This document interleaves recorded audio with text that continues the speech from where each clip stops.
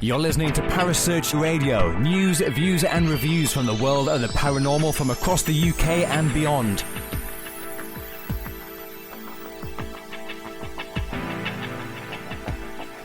Find us on Facebook, Twitter and the World Wide Web. Parasearch UK Radio.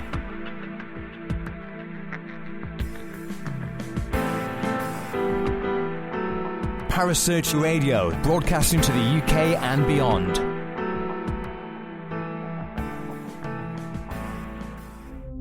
The views and opinions expressed by presenters and guests are their own and do not necessarily reflect the official policy or position of Parasearch Radio or its affiliates and sponsors. Listener discretion is advised.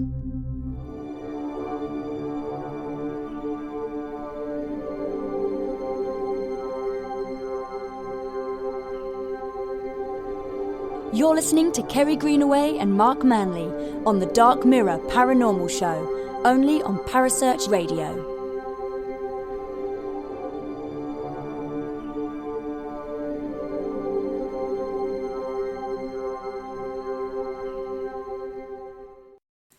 Good evening and welcome to the Dark Mirror Paranormal Show. My name is Kerry Greenaway and I'm joined this lovely, beautiful evening by my adorable Carl Hutchinson. Good evening, Carl.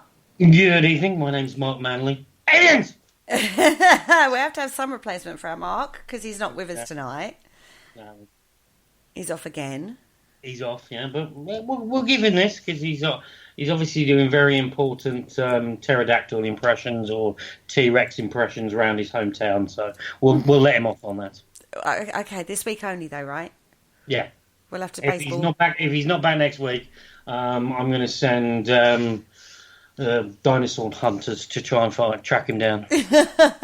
But we do have somebody else in the studio with us tonight. We have the lovely Paul Rookie. We've got my Tuesday co-host in the studio with us on the Friday. Good evening, Paul. Good evening. How are you? I'm all good, thanks. You? I feel quite intimidated. Huh? I feel quite intimidated. Do you? Why? I've got both bosses, basically being co-hosts with me. I've got to really put my best game on and behave. It's Friday. No one behaves on a Friday. Doesn't matter. I might go off on tangents, but I'm guaranteed I'll get a post into the protector's page on. Would you please stop talking about drinking?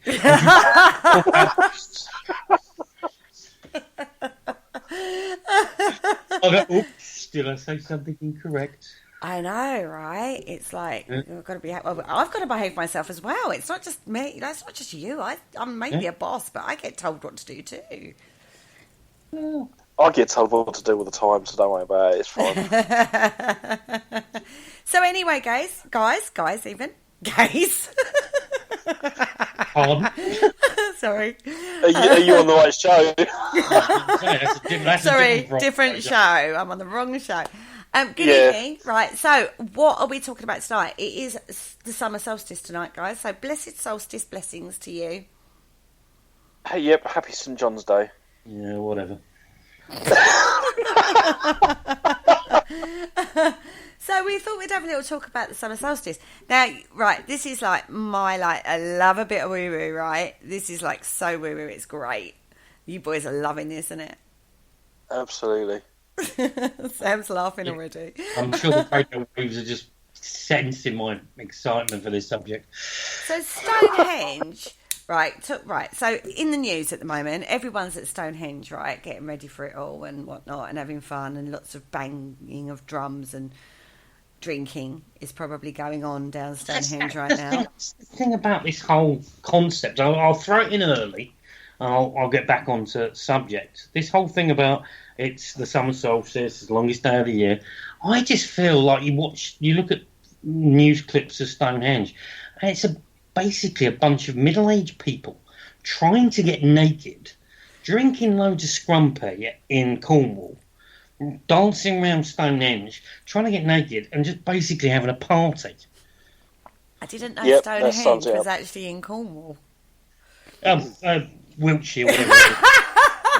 You went too far, Carl. You went too far. You moved. If that's where you was, then... Okay. Not being funny, but if that's where you went, that might explain it. It does seem... It's very New Agey, isn't it, the Stonehenge Summer Solstice thing? It is very New Agey. A lot of tie-dye. Yeah. It does have very deep pagan roots, though, the Summer Solstice. See, I'm trying to be sensible already, right? Let's see how long this lasts. It does have very deep pagan roots. Aliens did it. Yeah. There we go. Straight in. Five minutes in, everybody.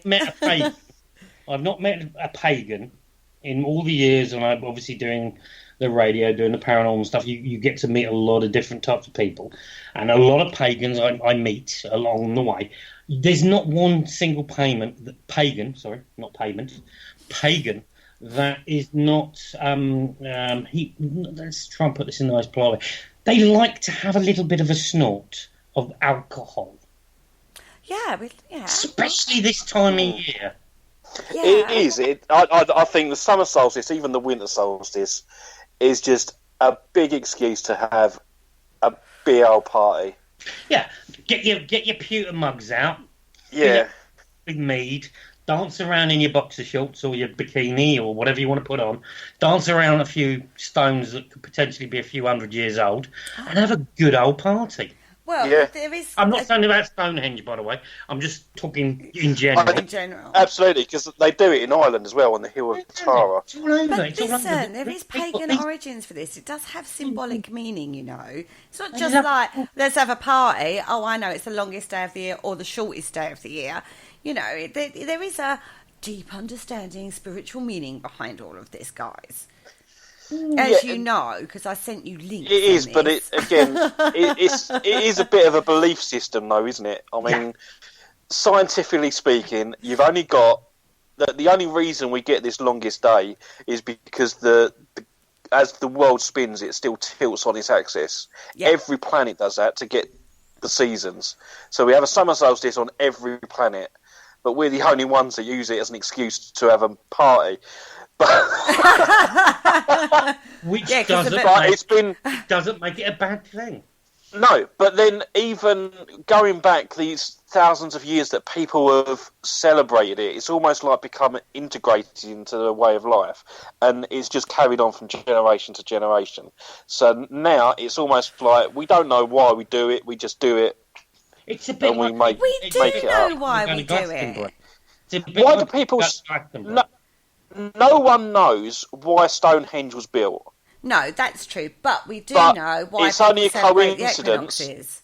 Yeah, but it's only a coincidence that we realise that during the summer solstice it lines up and everything. Yeah. Right? So that's why they have the party there. Yeah. But they don't officially know whether that's... Do you know what I mean? Like Yeah, but you look at... It's not about coincidence, though, is it? It's about looking at facts and making an educated guess. So it is an educated guess. It's not just someone said, oh, I reckon it was so we could all have a good party. And, oh, look where the sun lines up. Oh, my God, what a coincidence. Why don't they do it in Egypt at the pyramids or go as far as, like, the Incan pyramids? Because it all lines up there as well. Yes, it does, but they're for different purposes. Yeah, different purposes. A different time zone. And... We are probably one of the only countries that we change our... Well, there's several. Sorry, I'll rephrase that before the chat room explodes into... Yeah, you're talking shit. We are probably one of the only modern cultures. There's a few other cultures around that decide to change the time zone every so often, just so we can give them the farmers a lay-in or the farmers an early day to milk their cows or whatever. I thought that went back to war periods. I thought the time hour change, and that doesn't happen on the solstices. That happens like around that spring and autumn. It's the same thing.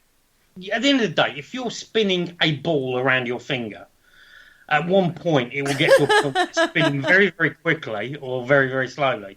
So that point is basically where it's the quickest or that's bit the slowest. So technically, are we saying because it's the longest day, does that mean we're moving slower around there, so there's more daylight because we're seeing the sun more? No, we move at the same speed, but it's the tilt that's the defining factor. Yeah, I mean, time really. The effect is it looks like we're going slower when we're not. It just means the positioning of the big sun that controls the universe, controls our planetary system, where our orbits and stuff like that happen. That's in a different position, so we get long round. It's a bit like we sit here in the UK in a month and we're sitting there, but somebody closer to the North Pole, say in Sweden, Norway, they get more hours of daylight. It doesn't mean the day's any different. It's still 24 hours in a day. It just means they're seeing the sun longer because they're technically seeing the sun longer. During the summer solstice, they don't get a sun down, do they? It stays constant because of where it is in relation to the tilt. Mm. Yeah, but so also, don't forget, in like the other, like, so we're in the northern hemisphere. In the southern hemisphere, in the southern, this is their it's the opposite. Winter solstice. So they're getting the shortest day of the year in the winter solstice. Only Australia and places like that. Yeah, in so the this is their hemisphere. winter solstice, whereas for us, it's our summer solstice, and that's all down to the axis of the Earth. And actually, when you're talking about time, the Earth, because of, and this is something to do with the tidal friction, which is actually affecting time. So we'll end up having leap seconds in the future because of this tidal friction. Yeah, and that's controlled by what? That's controlled by the universe, isn't it? The sun and the moon and that. Yeah, to be fair, I don't think time really plays around the moon. It's to do with the orbit around the sun. At certain points, you're going to basically there's more interference between our planet to the, say, our moon to the sun. So basically, it's all to do with weird and wonderful things like that. But as I had a conversation with Mr. Mark Manley, who should be here, but he's obviously not. Great to have Paul with us. But we had this conversation and we had this discussion, and I'm going to bring it back to the aliens because it wouldn't be the Dark Mirror Show with a little bit of aliens smattered in. But he was just saying about the summer solstice is basically the aliens came down and they fly tipped. And that's where Stonehenge came from. It was the rubbish out the boot. I have heard that it's supposed to be a landing pad. Yeah. So it's basically where they landed. They got out. They had a little barbecue. They had a few cans. They went, before the public saw us, and then they shot off, and they left us with fly-tip Stonehenge. Okay. Okay. But you can imagine, right, all the local villagers going like, hey, they're having a party over there. Look, they've dropped some stuff. Let's go and see what that's all about and have a little party. The only thing I would say about that is you haven't got any evidence.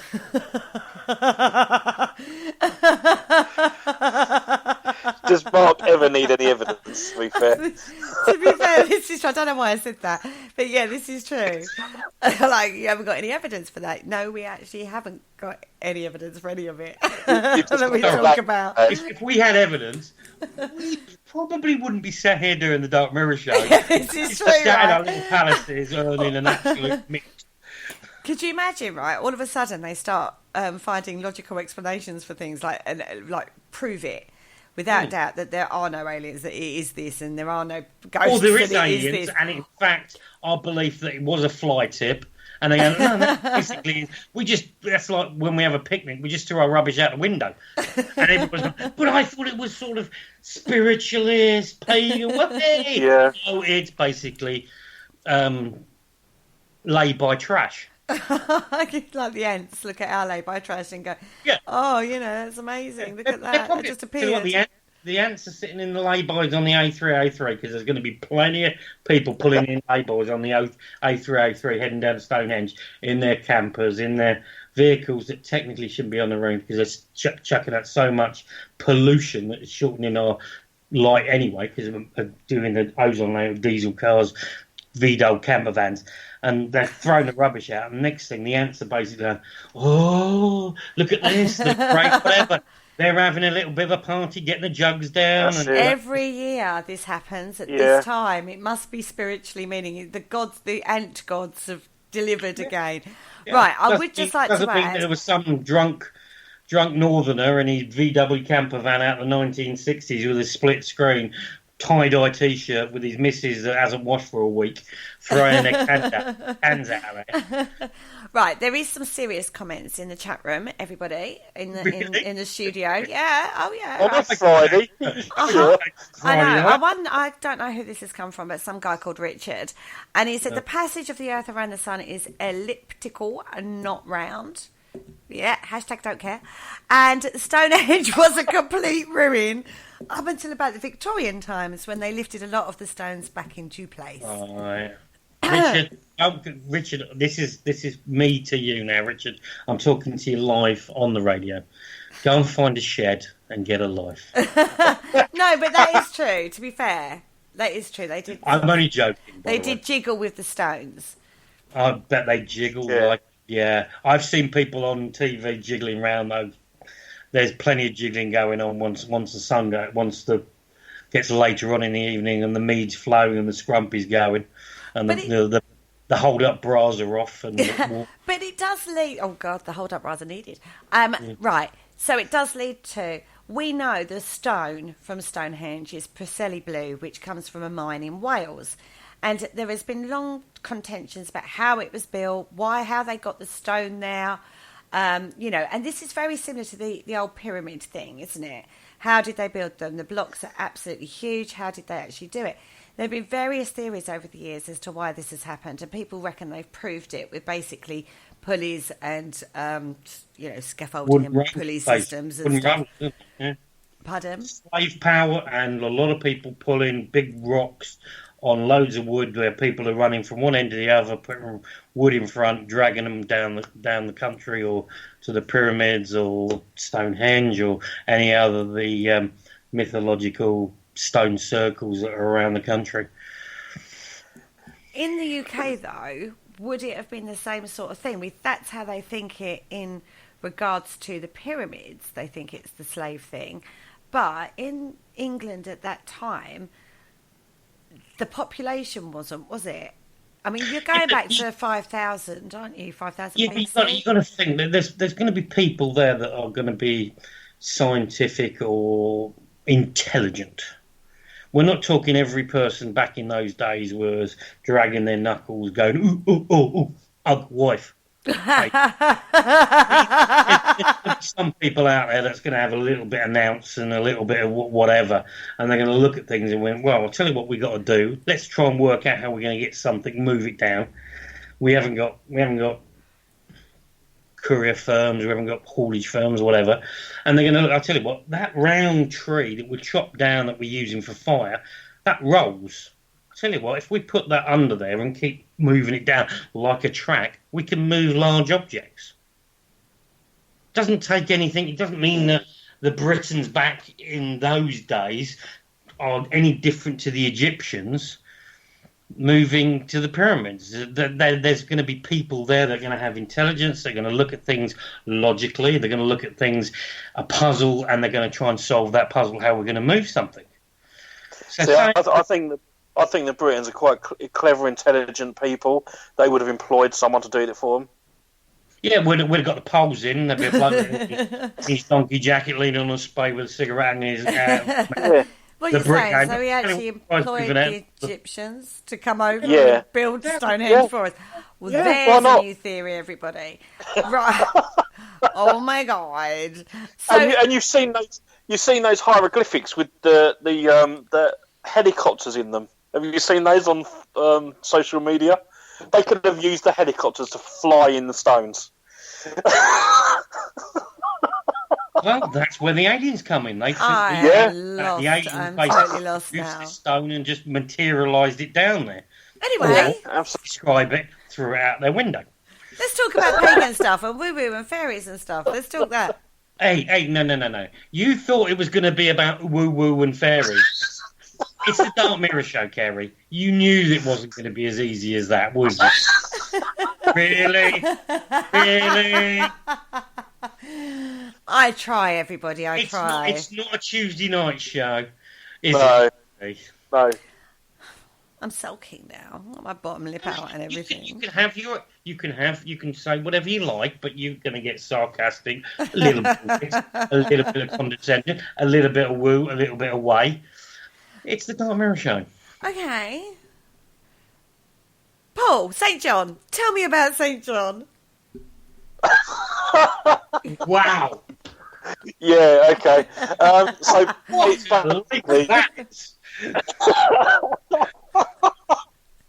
So the summer solstice, known by some Christian movements, is called St. John's Day. Apparently, Kerry was informing me earlier that it's something to do with the water. Yes, it's a fire and water festival. And St. John is linked with water, hence St. John's wort, the well-known healing plant, right? Because he used to baptise people with water. And Jesus Christ, think of the winter solstice, Jesus Christ was a baptism of, they call it fire, so light, yeah? And then there's this battle between the two. But that actually goes back further into pagan roots between the Holly King and the Oak King fighting for the hand of Gaia, who is Mother Earth. And if you're up at St. Paul's Cathedral this Saturday, St. John Ambulance are actually celebrating this. Oh, my God. I love that you got that in there.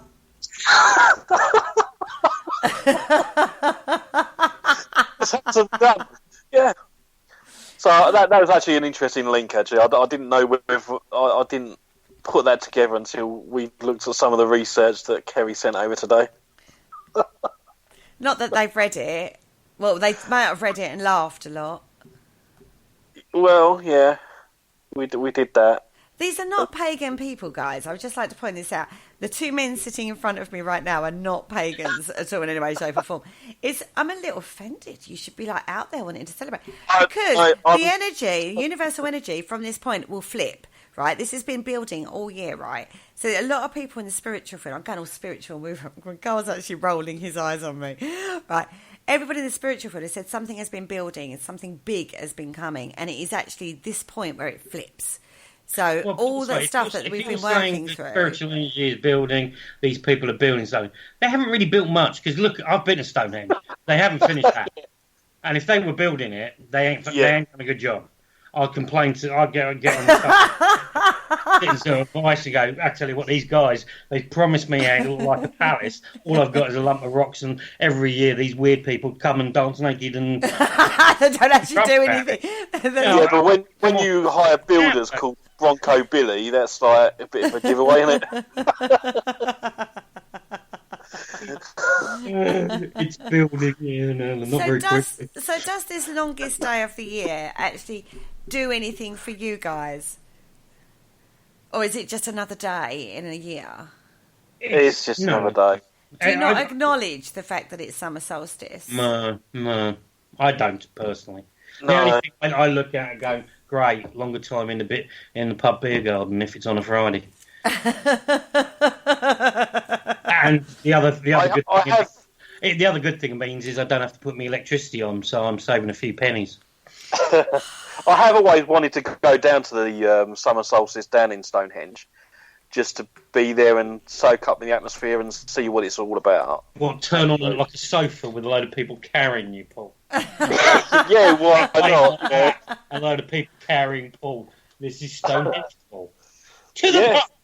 To the pub! Oh my God. No, I tell you, I would like to do it with nobody there on the solstice.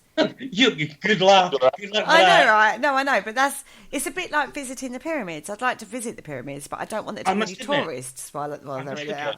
I've been to the pyramids, and I must admit, they're probably one of the most amazing things I've ever witnessed, seen.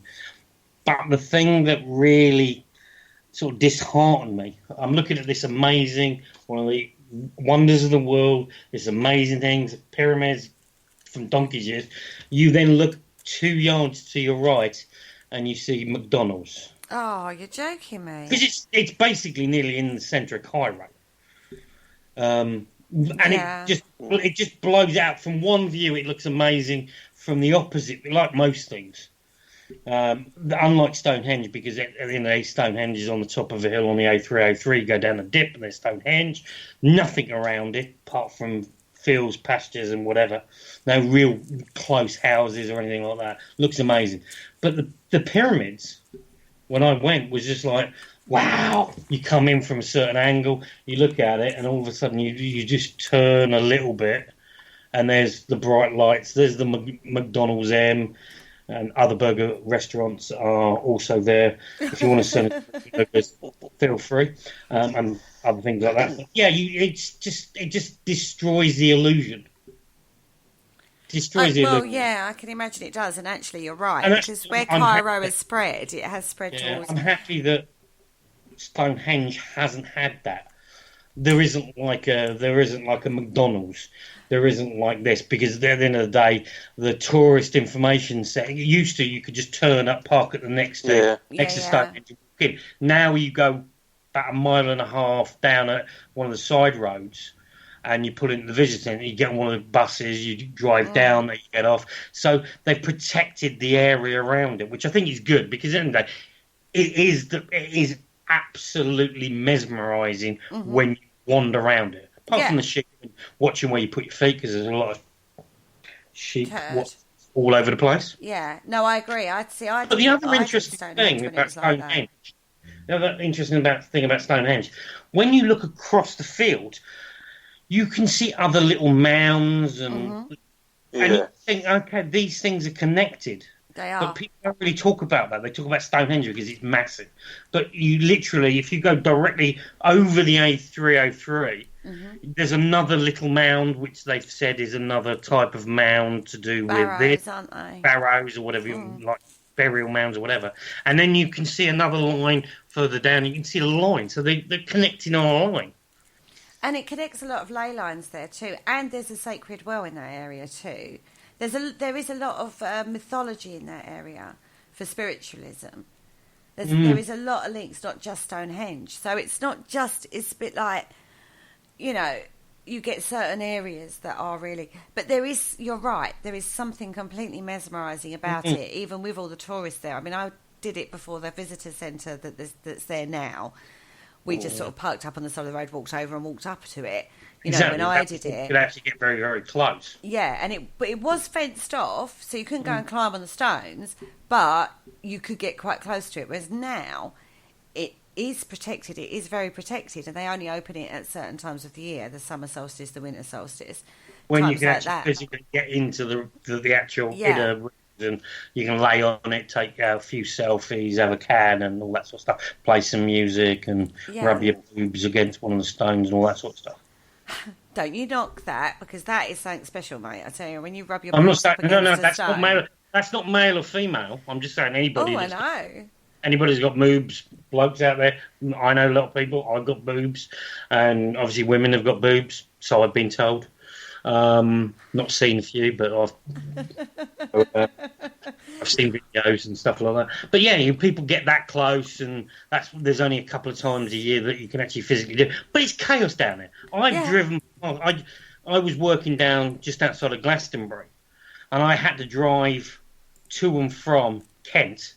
So down the A303, past Boscombe Downs, past all those places. Salisbury Plains and all that sort of stuff. Very, very amazing, UFO Central and all that sort of stuff. And I had to drive past on this particular day. Oh my word! There's people just literally. There's no like hard shoulder.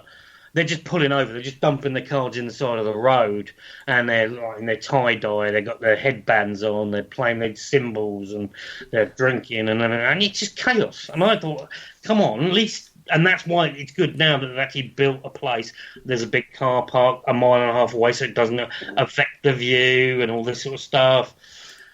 But wow, it's mental time of the year to be down there. It's not just there, though, but a lot of stone circles around the country will have the same sort of thing. It's not... Yes, the main focus is Stonehenge, because Yeah. that's sort of like the biggest and the most well known. But there are plenty of other stone circles around the UK, which all seem to, funnily enough, be on the west side of the country, not the east side of the country. Well, if you remember, we did an interview with Uncle Norm. Yes. And he is. I'll tell you what, if you ever get a chance, listen to some of the things he talks about stone circles. And he sort of mapped stone circles. He's like linked these stone circles in a map. It's amazing still. And I interviewed him on the show a couple 2 or 3 years ago. And he was saying there's areas and they can link it all the way down to Aylesbury, the stone circles in Aylesbury. But you can also literally, because everybody thinks it's one side of the country, like you just said, Kerry. But he's saying there are stones or there's places which are linked in that are stone circles which don't look like stone circles anymore. The stones have been taken out, but there's still signs of that. But they're on the link. They're all linked into this roadmap. And this is where people say that aliens use it as like a GPS. It's like, turn right at Stonehenge, enter the planet atmosphere, throw rubbish out the window, turn around, make a U-turn. And whilst you're there, leave a pretty pattern in the crops that we have. But that's what he believes in. It's a way of traversing the country using these routes between rock formations. Because looking down above, you are looking for features, and that's how people from above used to traverse the country.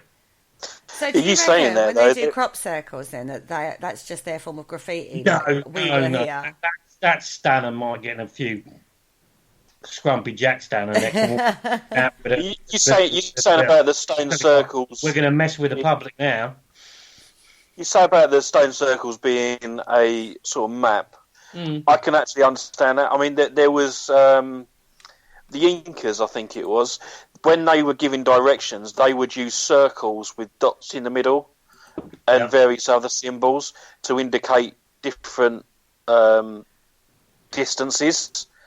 So if they were going in 500 meters or 500 miles left or whatever, they would have it in like an arrow going up and then to the left, all in circles, five circles and then the left. So that makes that could be. It's the above GPS sat nav that we know are and things like that. Apart from they do it from above, traversing the country. Well, so there's a theory for everybody. Mark Manley would be loving it because we've got. Yeah, I know. So you're telling me then that all these stone circles tend to be on the west side of the country. They only bothered with the west side. They didn't bother with the east. There was nothing for them there. No, well, they've got the Vikings on the other side, so they're like, leave them alone. They won't go there. Don't go there. No, I personally non-friendly think humans. You've got these. Everybody says it's all on one side of the country and this, that, and the other.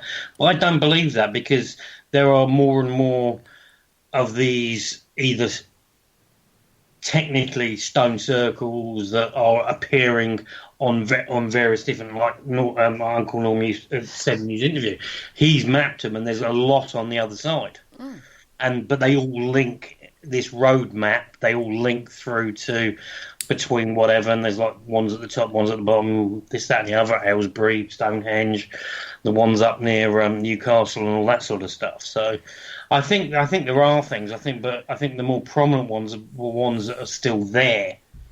But there are ones that technically you look at. It's a bit like when you go to, I think, one of the most peaceful places, stone circles, because it's off the beaten track, is the rolling rights. Roll right stones. Yeah, I was going to ask you about that because, when I went to Avebury, now this is a double stone circle. And it's actually a lot more accessible than Stonehenge. And I could feel an energy change when I came from the outer circle into the inner circle. And I've spoken about this before, and it felt like, you know, when you get the surround sound in a cinema and it goes, and you can feel that hum. That's how it felt on an energetic level to me when I went into the Avebury. Didn't get that at Stonehenge, but then I wasn't able to get into the circle. Now, did you feel that in Or did you feel anything like that when you went to the Rollright? Because I know you've been there. I've been a couple of times, both times with the lovely MJ from Sage Paranormal. Tickets are available for Sage Paranormal. Website, just going to put that plug in there. But no, www.sageparanormal.com. You can start charging advertising there. We've got to, as we said last night, and we've said on various shows, it's all about getting together and sharing and getting on, and this is what's going to progress the industry. But forget that, we're talking about stones. Yes. No, when I went to the Rollrights for the first time, obviously I read about the myth, and it was like the king and these various different things, and there's things on one side of the road, but it's in the middle of nowhere. I must admit, it was a very, very hard place to actually find initially, especially by Saturday, because it takes you to a completely different place. Thank you for MJ that was in front of me in her car that I could actually find the place and find the lay-by.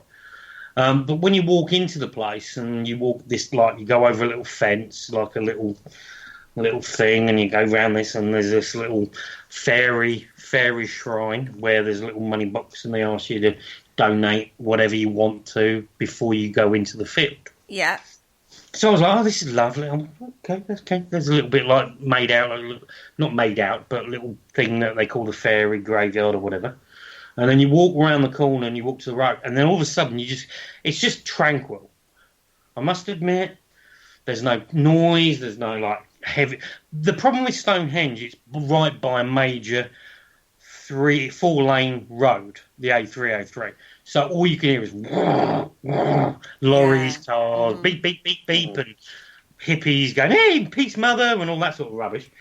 But the Rollrights is like middle of nowhere. It's on top of a hill and all this sort of stuff. It's peaceful, it's tranquility.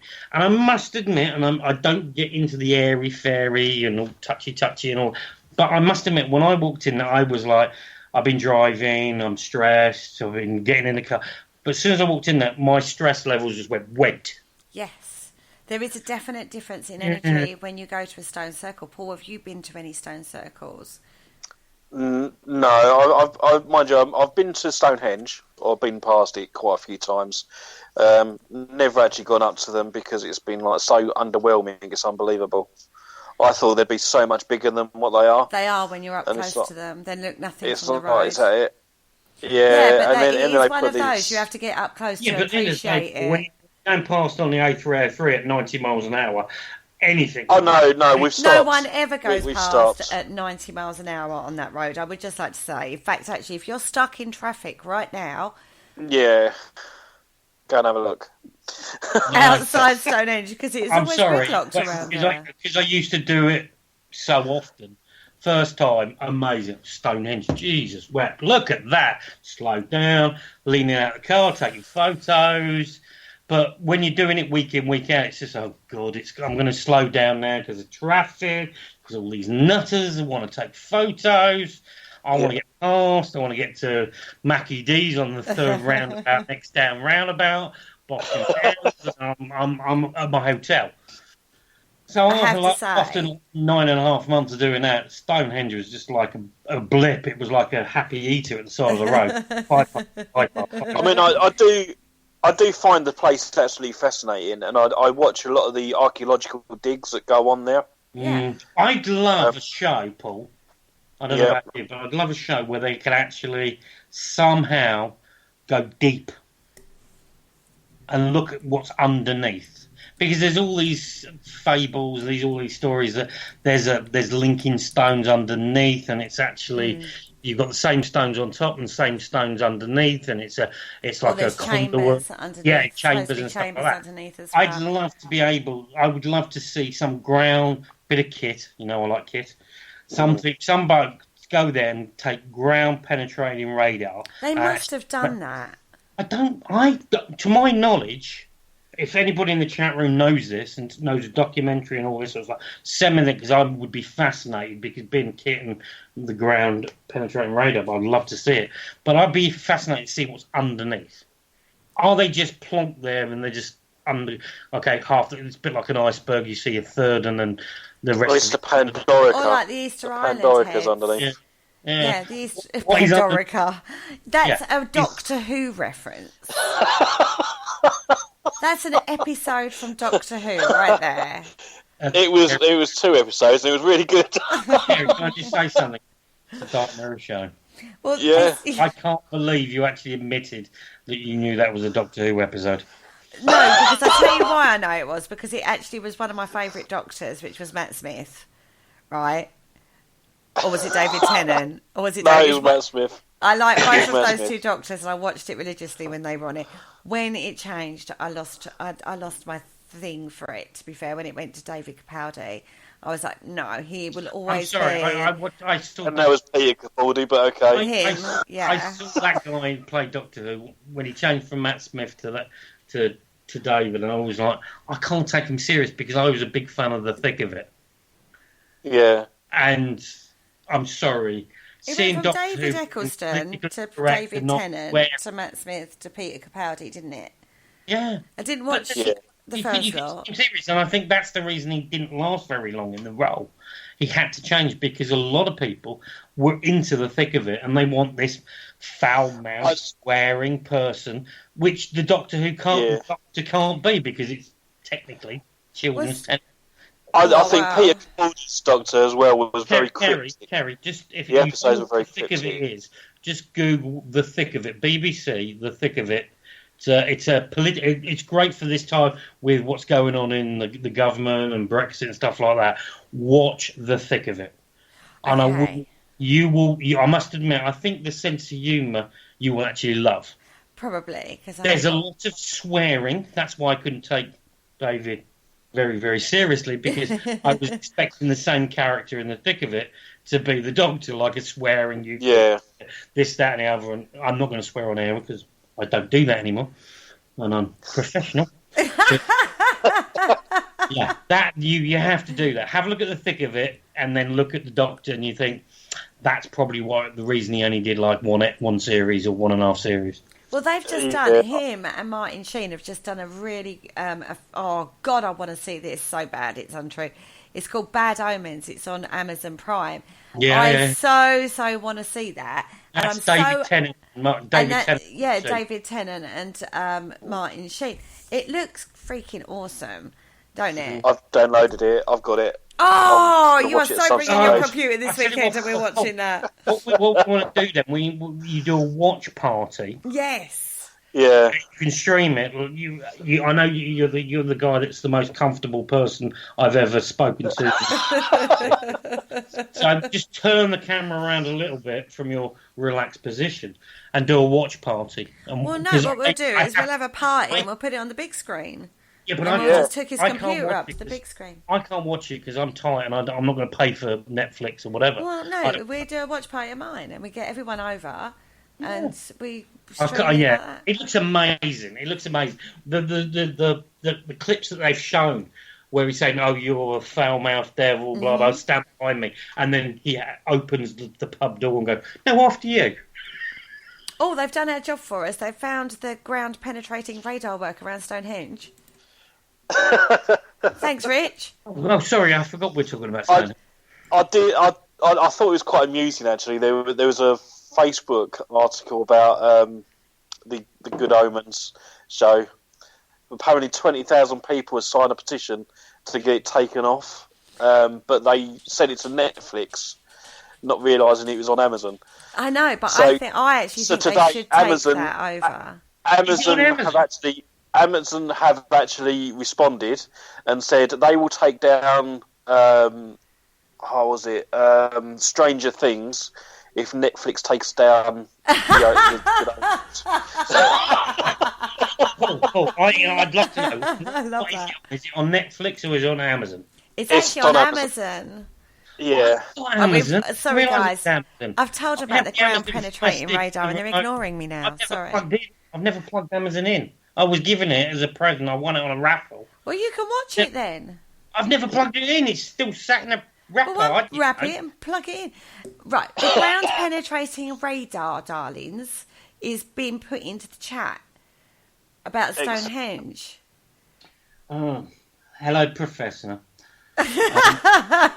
They use ground Richard posted penetrating the link. radar. Go have a look Also, at the link. It's to map the area from above, and not just the circle itself, but for miles. Okay, that's great, but did they find anything? Don't give us like a clip, a spoil. Well, if you click on the link Tell us that about it. because if you click on the link that if you click on the link that Richard has sent into the chat room, you'll find what they found. Yeah, but I'm on the show. I'm trying to be professional. There is radio. There I can't is. start clicking on links and going, excuse me a second. It's fine. Well, you can do that It does after the look show. actually Then, can't quite you? interesting. It does. You've got, to the east, you've got like a line of what looks like wooden posts in the ground. Mm-hmm. Yeah. To the southeast of it, you've got like a square building almost. So it shows And that there was it was a lot so- more than just the Yeah. stones. But they reckon that it was like a big marketplace that everybody would sort of like visit and have their almost like their like parliament type thing. Not parliament because that's like later. I would have but thought it'd be something like that. That could almost, Stonehenge could almost be like the town centre where all the elders of the village met. it's probably so far off it's untrue. Yeah, I think it was more sacred than that. Well, I don't know. People believe it could be sacred. That's why the pagans and everyone believes that this is the hub of everything. But to be honest, we don't know this. It could be somebody's toilet, to the end of the day. No, it could but be somebody's back no. garden of crap. Because there is a definite energy change. Okay, you're saying there's energy change. Potentially, I bet it was someone's toilet. There's no drainage. Don't have to have a stone circle for an energy change. No, you're right. I'm not saying you do, but there's always one when you go to a stone But circle. then, We don't know. could that not just be your belief system? Or a sacred site. Yes, it could be. Yeah, In fact, we- it's going to be. Yeah, In fact, we don't know what Stonehenge was built for.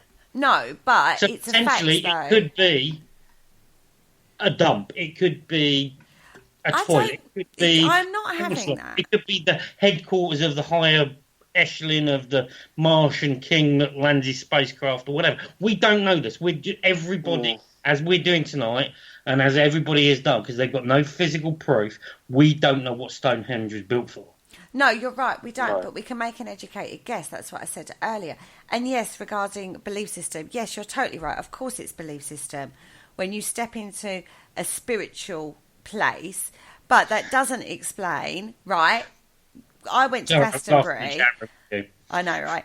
I went to Glastonbury and I didn't like how that felt, being as that's like Nice the pen, mecca of Nice pen, by the way. I'm waving my pen at them. I'm actually pointing with my pen. Yeah, That's but no, how I'm saying it's a nice emphatic pen. I'm getting. So I've gone from finger to pen. It's more. Yeah, but it's a nice pen. It's a lovely pen. It's my Bison pen that Carl bought me from Salem. Anyway, belief systems. Right. So, yeah, when I went to Glastonbury, the energy there felt like it had an oil slick all over it. Now, if that was totally my belief system of this is the mecca of spirituality and it's all going to be woo-woo and it's going to be brilliant and buy straight into my spiritual side, I wouldn't have felt that. I would have been like enlightened and wanting to meditate everywhere and stuff like that. And that's not how that felt at all. Your vibe never lies in regards to things, and that's where spirituality steps in. So although it is a belief system, right, which I'm fully aware of, I do have that total woo-woo spiritual side. So when I go to a stone circle, or when I go to a sacred site, or when I go to somewhere like Glastonbury, yes, that is sort of what I'm working with. But the energy of that doesn't lie. And there is a definite, distinct energy change, which you've admitted to, Carl, waving with my Bison.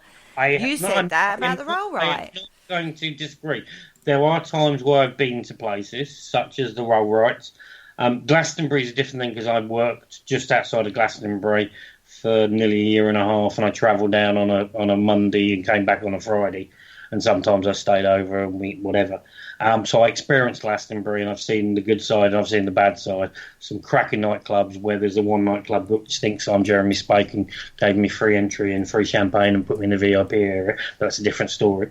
But yes, I openly admit there are places where you can go to and you suddenly go, wow, there's definitely a change. And I know on the Dark Mirror show we have a lighter side of looking at it. I'm not poo-pooing in any way what the pagans, what their belief system is. I'm just giving a light-hearted, potentially look at another way of looking at it. So if anybody's out there that thinks I am being over sarcastic, over Mickey, that's not the case. I'm just doing the Dark Mirror. I'm doing what we do on the Dark Mirror show. We look at a subject, we look at something, we look at the facts, we look at the history, but we also spin it to the potential of what you could look at, because we look at all areas, whether it's the most craziest things, like it's alien trash, to pagans and their belief systems. And I've been to places, and like I said, I've been to the Rollrights, and yes, my stress, my anxiety levels, as soon as I walked into the centre of the rocks, disappeared, and it was tranquility. And I went down to the other, because there's like a place over the road, and then there's a bit over the other side where there's another set of rocks, and I think Kissing Nights or whatever it's called. And yeah, and then I got back in the car, and as soon as I stepped away from the stones and got back in the vehicle, my stress levels turned back up, and I went back to normal. But I do admit, yeah, there is a different energy change. Glastonbury's different. I've been to Glastonbury. I've spent a lot of time in Glastonbury. Yeah, certain times of the year it's spiritual. The rest of the time it's the same as any country town. It's full of drunks, curry houses, pubs, fights, whatever you want to call it. But it's lovely, picturesque. Going up to the tower in Glastonbury, beautiful, amazing. Yeah, all that stuff. There is another place that you get this kind of sensation, though, which actually backs up the belief system scenario in regards to energy change, which is churches. Whenever you go into a church, now I know the argument here would be, well, they were built on ancient pagan sites anyway, so there's... But when you've got a collective belief going into a specific spot, like a church or a stone circle, whatever it be, yeah, that's sacred, right, does that... Oh, see, we're getting a bit sensible now. Right, does that then buy into the beliefs of the story? So the hope, the love, the this, the that. You know what I mean? From a belief system, which brings inner peace when you go into these places. No, I disagree with that. I think it brings back respect. When you go into a church, you're respect for what you walk into. So you're respectful. You're not shouting. You're not doing your normal stuff. You've been totally respectful going into a holy ground or whatever you want to call it, whatever your belief system is. So I think it's respect. I think that is the thing. You go into a stone circle and you're respectful to it. You go into a church or a cathedral or whatever, or a graveyard or a museum or whatever. You're respectful. Your tones are hushed. You're not shouting. So you calm your spirit. You're the one who creates that energy change. Then, so it's actually an external or an internal belief system that's actually stepping forward to make you feel that energy change. So we then go to is there actually an energy change, or is that just a mindset belief thing that has created that feel of an energy change? Personally, for me, when it comes to churches, cathedrals, holy sites, not talking about Stonehenge, not talking about the Rollrights, not talking about anything like that, but physical churches, cathedrals, that I think that's a personal thing, because I did exactly the same. I went to the Dom in Cologne, which is a big cathedral, and we went for the Christmas market, so it's freezing, it's snowing outside, and I had one of the Russian hats on with the big ear things, and I walked in there, and they shouted at me because I was a male, and I walked in. I was a male, and you're supposed to take your hat off, being a male. Women can wear hats, they can cover up, but a man can't. Mm-hmm. I got told off because I walked in with my hat on because it was snowing. It was like -4 outside. I walked into the Dom and I got told off from it. So I think that also then brings into faith, belief, and all that sort of stuff. So then you change your attitude. But what do you think, Paul? My personal thing is it's you that changes when you go into a church. I'd totally agree with that. I mean, I was brought up in the Church of England churches anyway. So you sort of have this built-in respect when you go into places of religion, no matter where it is. You have that respect. Yeah. So if you have a belief system in place and one of those is built up from respect for churches, then why would you not feel that when you go into somewhere like Stonehenge or a spiritual place? Because of one reason only, and this is only my personal views. We don't know what Stonehenge was built for. No, but people have worshipped there for God knows how many years since, regardless of its purpose. No. You asked me what my personal belief was. I don't know what Stonehenge was built for. Right. I look at it. Whether it was a church, whether it was a holy site, that's other people's belief. Exactly. I don't get involved in other people's belief. No. But you asked me what my personal belief was. I don't believe that Stonehenge is like that, because we don't know what it's for. No, but do you then feel other people's belief systems could sort of like create an atmosphere around the place over centuries of use? So that's why you felt the difference when you went to the roll rights. No, because the roll rights is slightly different, because the roll rights doesn't have the footfall that Stonehenge has. I think if the roll rights had the same footfall and the amount of people turning up and what this, that and the other might be different. Stonehenge is Stonehenge at the end of the day, one of the most famous. Yeah, I don't look at it as a religious temple or anything like that. To me, it's just an archaeological dig site, really, until they know what it is. It's one of the heritage sites. But it is a belief system in regards to looking at it from a pagan root perspective, because there has been a belief. Yes, there is. No. I'm saying my belief is no. I don't believe, me personally, that it's anything. No, but what I'm saying is not for you, but I'm saying in general there is a belief of that. That it is a pagan worship site for the pagan traditions and beliefs. Yeah, there is a belief system set up around that particular site.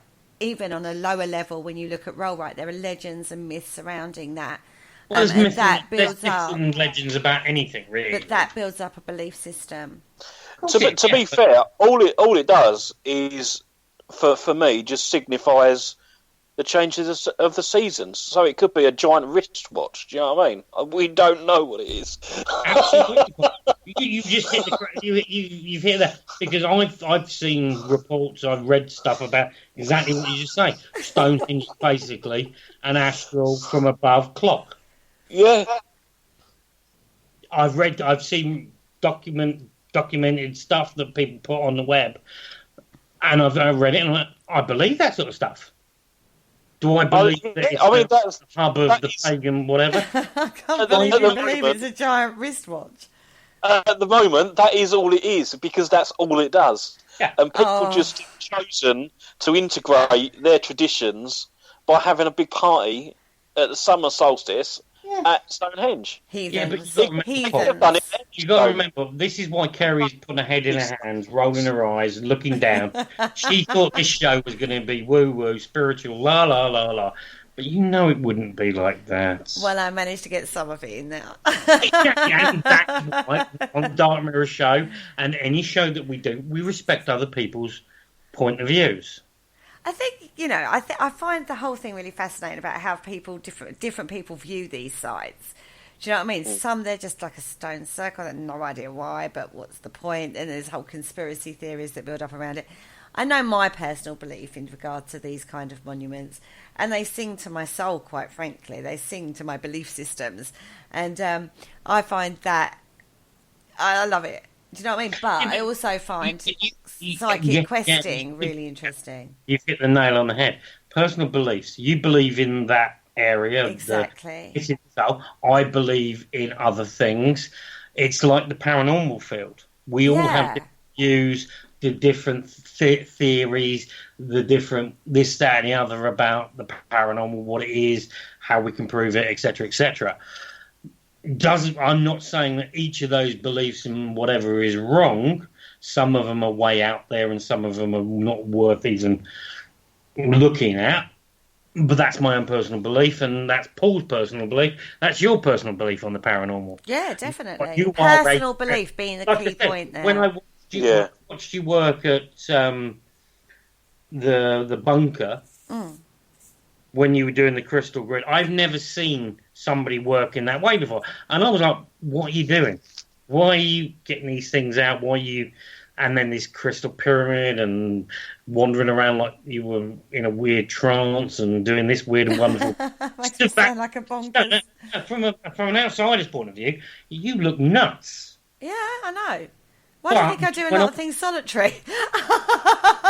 But then you then got into my camp because me being a tech geek and looking at equipment, what you were doing was affected my equipment. I know, we So still then need I'm to... going, then, okay, what she's doing and what I believe and what she believes, we're having a crossover and I'm getting stuff that is weird on my equipment, what I do, what I believe in. So technically, maybe we're all right. Maybe we are. And Just looking from different angles. the fact Exactly. that can a person Yeah. affect technical equipment is probably a topic for another show. Because we've actually come to the end, guys. We're at the end of the Dark Mirror show for another week. And it's still light outside. Welcome Yeah, to well, the longest just night. about. Look, It looks like it's gonna if rain you want again. me on Skype, I'm pointing now. Look at that. That is a beautiful sky, but if you look out my window, it's all dark and grey, and looks like a big rain cloud. Yeah, On that note, say goodnight. Good night. Oh, we're really short tonight. Oh no, what do you want me to do? Well, normally it's well, like a next She said 5-hour She ramble. said say good night. Yeah, you should. Right. Good night, everybody. You're not that right. Good night. Thank you Goodbye. for listening. So, Don't thanks. forget to It's join us been a for very- more shows throughout the week. Find us on Facebook, Twitter, and the World Wide Web to keep up to date with all the shows right here on Parasearch Radio.